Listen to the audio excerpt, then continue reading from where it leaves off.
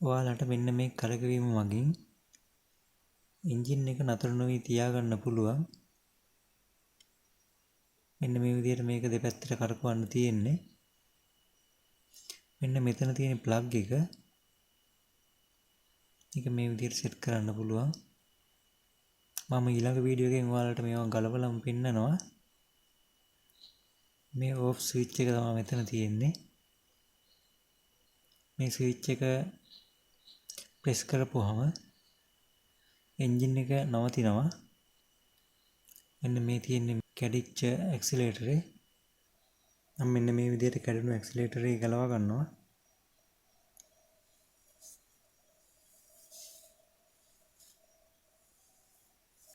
මේ සඳහා මම භාවිතා කරන්නේ මල්ලි ස්ක්‍රූප්පුව.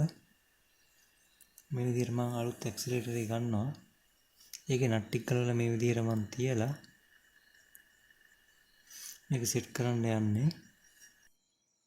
මේක ඇතුල් පැත්තෙන් තමයි මේ කේබල් එක රිංගවන්න තියෙන්නේ. මෙන්න මේ විදිහට මේක ඇතුළට රිංගවලා මෙන්න මේ ආකාරයට මේක අදින්න ඕනි.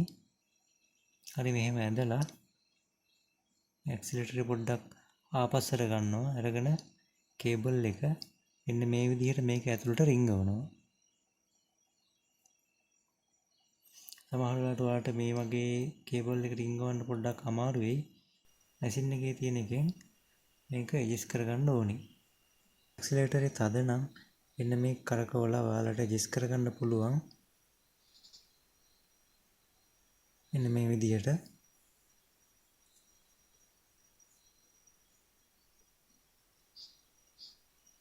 මේකට දැන් අලුත් ඇක්සිලරේටරේ සෙට් කරන්න යන්නේ. මේ විදිහට මේක සෙට් කරන්න බලනවා. හරි අපි මේක මේ විදිහට සෙට් කරමු. මේකෙදි මේක හරියටම සෙට් වෙන්නේ නැහැ මේකට. මෙන්න මේ ඇනේ දිග මදි. ඒ හින්දා අපි දිග ඇණයක් පාවිච්චි කරන්න ඕනේ. එහෙම නැත්නම් මේකට වෙන විකල්පයක් අපි භාවිතා කරන්න ඕනේ. හරි මට මේ වෙලාවේ දිග ඇණයක් නැති හින්දා මම මේ ඇණේම භාවිතා කරලා මේක සෙට් කරනවා. සාමාන්‍යයෙන් මේ ඇක්සිලරේටරේ වටිනාකම වෙළඳපොළ වටිනාකම රුපියල් 200ක් 250ක් වගේ අතර අගයක් වෙනවා. මෙන්න මේ ඇක්සිලරේටර් කොටස මිලදී ගනිද්දී සාමාන්‍යයෙන් ඕෆ් ස්විච් එක අපට ලබා දෙන්නේ නැහැ. ඒක වෙනම ගන්න ඕනි. හරි මම මේක මේ විදිහට සවි කරනවා. හරි මෙතන ඊළඟට මම මෙතන නට් එක දාලා මේක සෙට් කරනවා. මේකට ඉස්සෙල්ලාම දාන්න තියෙන්නේ කොටු නට් එක. මොකද එහෙම කොටු නට් එක වැටුනොත් තමයි මේක හොඳට ෆිට වෙලා හිර වෙන්නේ. ඊළඟට අපි මේකට රවුන්ඩ් නට් එක දාලා කරකවනවා.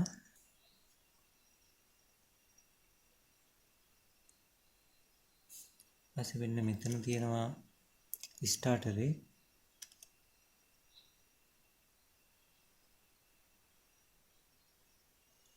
මෙතන තියෙනවා මේ කාබියුලේටරේ ඇතුළු වන වාතය පාලනය කරන කවුළුව. ඒ කවුළුව වෙන්න මේක ආධාරයෙන් වහන්න අරින්න පුළුවන්.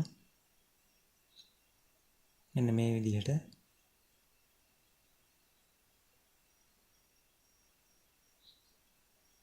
ඊට මෙතන තියෙනවා පෙට්‍රල් ඔන් ඔෆ් කරන ස්විච් එක. මේ විදිහට තිබ්බ පෙට්‍රල් ඕෆ් වෙලා තියෙන්නේ. මේක මෙන්න මේ විදිහට කරකියුවාම පෙට්‍රල් ඔන් එකේ තියෙන්නේ.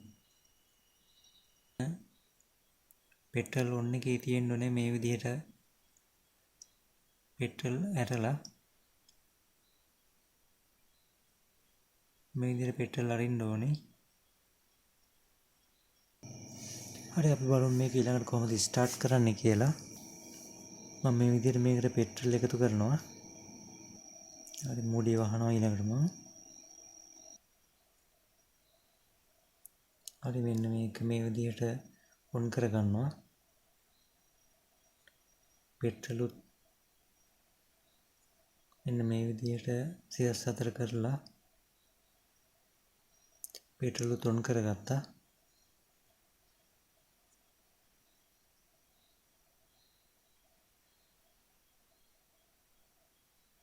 දැන් මේකෙන් ඇදලා ස්ටාර්ට් කරන්න තියෙන්නේ.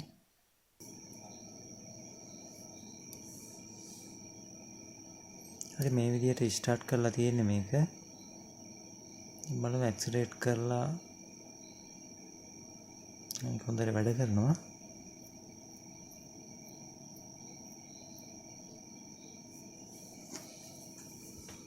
වලට පේනවා ඇක්සලරේටර් එක අතහැරපුවාම මේක බ්ලේඩ් එක නැවතිනවා. හරි මං හිතනවා ඔයාලා මේ වීඩියෝ එකෙන් මොන වගේ දෙයක් ඉගෙන ගන්න ඇති කියලා. ඔයාලට සුබ දවසක්.